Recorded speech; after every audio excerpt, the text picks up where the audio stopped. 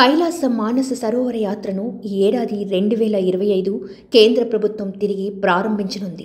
Corona తర్వాత ఆగిపోయిన ఈ యాత్ర ఈ ఏడాది జూన్ నుంచి ఆగస్టు వరకు ఉంటుందని కేంద్ర విదేశాంగ మంత్రిత్వ శాఖ తెలిపింది. ప్రతి బ్యాచ్లో 50 మంది ఉండేలా బ్యాచ్ల వరకు ఉండే విధంగా ఏర్పాటు చేసుకోవాలని ప్రభుత్వం సూచించింది. హిందువులు ఎంతో పవిత్రంగా భావించి కైలాస పర్వతంలో పరమేశ్వరుడు నివసిస్తాడని నమ్ముతారు. ఈ ఏడాది ఈ యాత్రను 2 మార్గాల ద్వారా నిర్వహిస్తామని కేంద్ర ప్రభుత్వం ప్రకటించింది. ఒక రూట్ ఉత్తరాఖండ్లోని లిపు లేక్ పాస్ ద్వారా కాగా మరొక రూట్ సిక్కింలోని నాదులా పాస్ ద్వారా ప్రయాణించేందుకు ఏర్పాట్లు చేసింది. లిపు లేక్ పాస్ గుండా వెళ్తే ఒక్కొక్కరికి దాదాపుగా 1.74 లక్షలు, నాదులా పాస్ గుండా ప్రతి వ్యక్తికి 2.83 లక్షలు ఖర్చు అవుతుందని అంచనా వేస్తున్నారు. యాత్రికుల నుంచి దరఖాస్తుల స్వీకరణ కోసం కేంద్ర విదేశాంగ మంత్రిత్వ శాఖ kmy.gov.in వెబ్సైట్ ప్రారంభించింది. కైలాస మానస సరోవర యాత్ర 24 రోజులు పడుతుంది. గతంలో ఈ యాత్ర 21 రోజులు ఉండేది.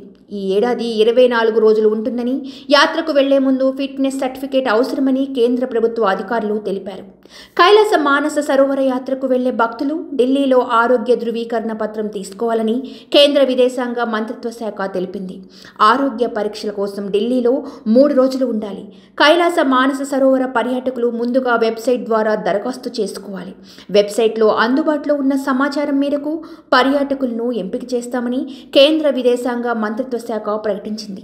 హిందువులతో పాటు బౌద్ధులు, జైన్లకు కూడా ఈ యాత్ర పవిత్రమైందని విదేశాంగ మంత్రి కీర్తి సింగ్ తెలిపారు. Lipu lake pass, Nathula pass మార్గంలో రోడ్లను కూడా నిర్మించారని, దీనివల్ల వృద్ధ యాత్రికులకు మేలు జరుగుతుంది అన్నారు.